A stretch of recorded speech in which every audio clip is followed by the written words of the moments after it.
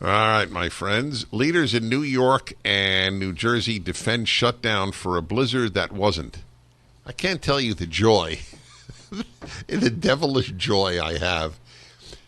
See, you remember the Ebola scare, and I said from the beginning, I don't buy it.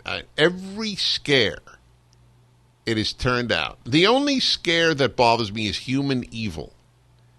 I am not worried about nature.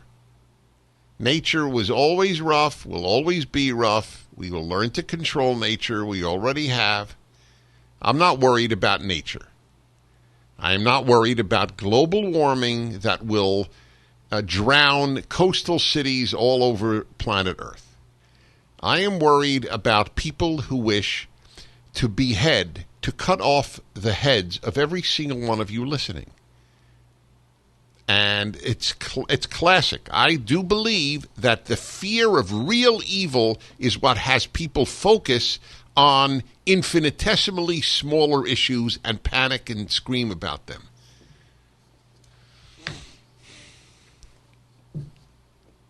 So anyway, they had. I didn't know. What do I know?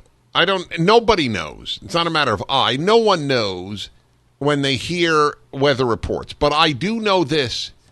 I wrote an essay on the exact circumstance. I wrote it 15 years ago in my book of essays, Think a Second Time. I've told you the story, so I won't repeat the whole thing, just that I was in Manhattan. I was going to drive on that Friday to Cherry Hill, New Jersey to give a speech. Totally warned, stay off the roads. It is going to be one of the great blizzards. I looked out the window when I woke up. I was watching New York television. That was all that was on TV. It was the only thing.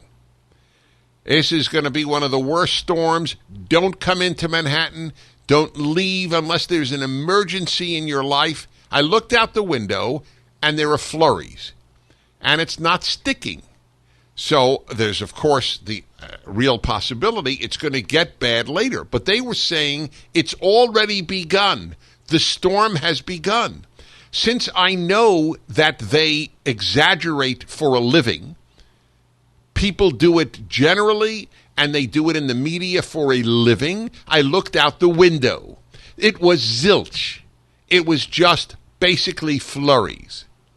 I drove 5 hours early to Philadelphia. I was there 5 hours early. And I went to the Cherry Hill bookstore, and it's all in my essay on this. So I didn't believe that. I didn't know it could well have been, and New England did get a terrible storm, acknowledged.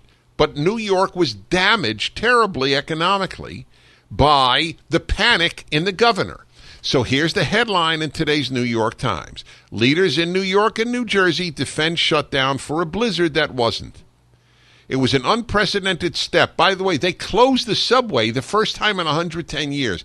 And it's not because it was going to be the worst storm in the history of New York.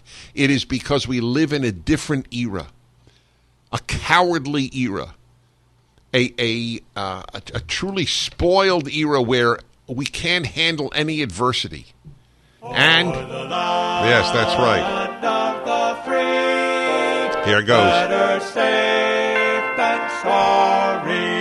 That's right. That's Prager's rewrite of the national anthems, and that is exactly what it is. Better safe than sorry. That's the thing. Better safe than sorry. Better safe than sorry. The subway system was shut down because of snow. It was for the first time in 110 years the subway system was shut down. Transit workers caught off guard by the shutdown that Governor Andrew Cuomo announced on Monday scrambled to grind the network to a halt within hours. Most parts of the city received less than 10 inches of snow, not the 2 to 3 feet that had been predicted. Now, I don't even want to talk about climate prediction. Oh, because Dennis, you don't know the difference between climate and weather. Okay, there we go. All right. But we do know that what the climate will be in 40 years. We don't know the weather in a day, but we know the climate in 40. I buy that. At the episode's heart is the sort of damned if you do decision that has bedeviled politicians for decades. Play it safe with closings, all but guaranteeing sweeping economic losses, or try to ride out the storm. This is Mr. Cuomo. I would much rather be in a situation where we say we got lucky than one where we didn't get lucky and somebody died. Oh, really? That is now the position of the governor of New York State? That you base policies, you shut down the economy of the largest city in the country lest someone die? Well, then get ready, New York. Get ready for a lot more of this. Why can't New Yorkers decide? Folks, here's the prediction. You want to open your store? You want to drive? We don't think you ought to. But we are not going to force a closure of the system of the New York subway the first time in 110 years.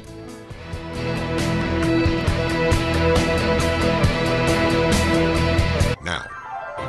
And my attitude is I would rather, if there's a lean one way or the other, if you will, lean towards safety, because I've seen the consequences the other way, and it gets very frightening very quickly. And I've seen people put in extraordinarily dangerous situations, and we've had people die in storms. So I'd much rather be in a situation where we say we got lucky than saying we didn't get lucky and somebody died.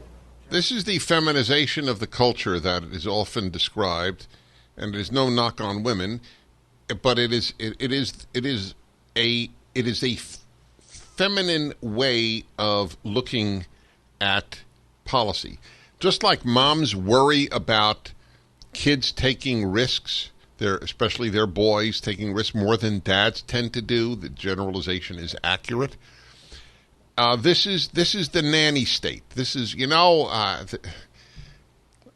know I've seen people die in storms. So we're going to shut down the economy of the state, which is so much of which resides in New York City, because people can die in a storm. Is that now the policy of Governor Cuomo in New York State?